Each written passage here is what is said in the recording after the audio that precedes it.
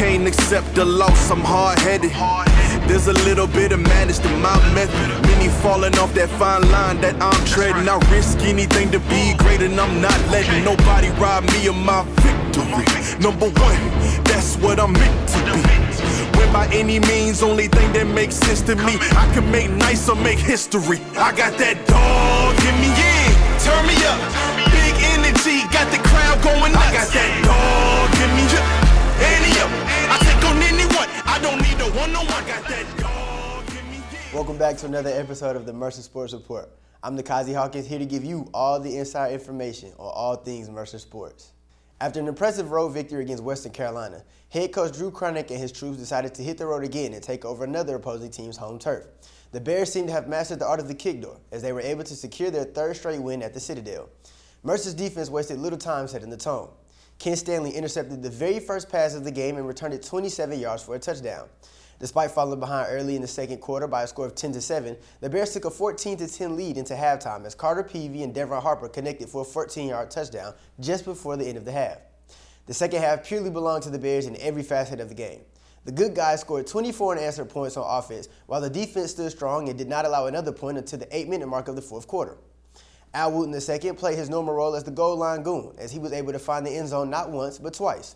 Brady Smith also scored his first touchdown in a Mercer uniform and only needed 2 carries to lead the Bears in rushing with 60 yards on the ground for the night. Carter Peavy was efficient per usual as he completed 10 of his 17 passes for 147 yards and 2 touchdowns. Mr. 3000 himself, Ty James, was Mercer's leading receiver with 3 receptions for 74 yards. To go along with his early pick six, Ken Stanley was the Bears' leading tackler with a total of 9. This performance earned him recognition as the SoCon Defensive Player of the Week. Congratulations, 15. Keep being great. Tavion McCarthy also solidified himself as a part of the Mercer no-fly zone as he recorded an interception himself. Solomon Zabaru recorded the lone sack for the Bears on defense, while Lance Wise Jr. also found a way to get his hands on the football as he forced a fumble in the contest as well. The Bears will take their 7-3 record and look to continue their playoff push as they host Sanford for homecoming this Saturday at 3 p.m. right here at 5 Star Stadium. To keep up with the Bears on the gridiron, follow @MercerFootball on Instagram. Basketball season has returned here in Macon. Both the men and women were in action on the 6th. The Mercer men's basketball team failed to Clark Atlanta here at home by a score of 71-64. Jalen McCray led the Bears with 14 points on 50% shooting and 6 rebounds. They'll look to secure their first win on Thursday, November the 9th, as they travel to face Chicago State. To stay locked in with the Mercer men's basketball team, follow @Mercer_MBB on Instagram.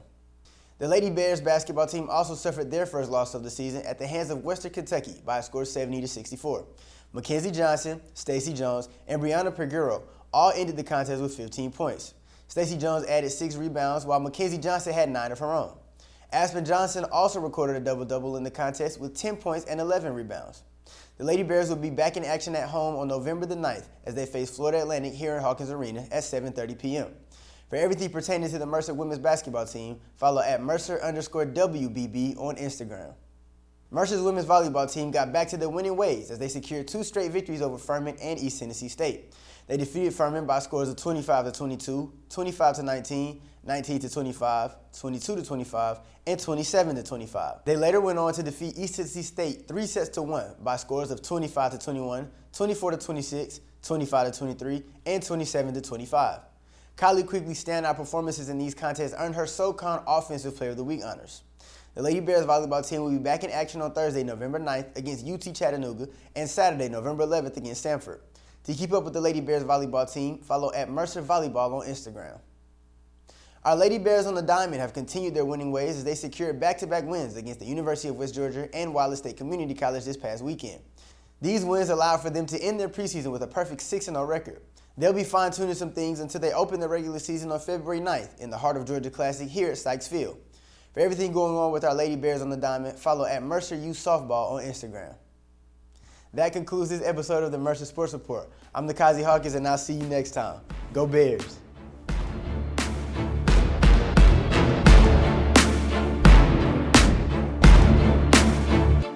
I got that dog in me, yeah, turn me up. Big energy, got the crowd going nuts. I got that dog in me, yeah, ante up. I take on anyone, I don't need a one-on-one. I got that dog in me, yeah, I'm talking all bite.